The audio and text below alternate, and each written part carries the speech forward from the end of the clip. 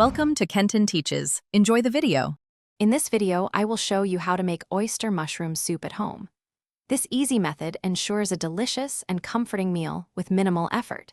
We will start by gathering just a few simple ingredients, then move through the quick preparation steps. You'll learn how to combine everything for maximum flavor, resulting in a warm, satisfying soup in under 30 minutes.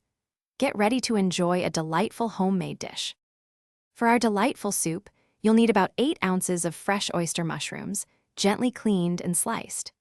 Grab 4 cups of your favorite vegetable broth to form the rich base. We'll also use 1 small onion, finely chopped, 2 cloves of minced garlic, and 1 tablespoon of grated fresh ginger for a wonderful aromatic foundation. Don't forget 1 tablespoon of olive oil and some fresh parsley for garnish. Let's get cooking. First, heat 1 tablespoon of olive oil in a large pot over medium heat. Add your chopped onion, minced garlic, and grated ginger, sautéing them for about 3 minutes until fragrant. Next, toss in the cleaned and sliced oyster mushrooms, letting them cook down slightly.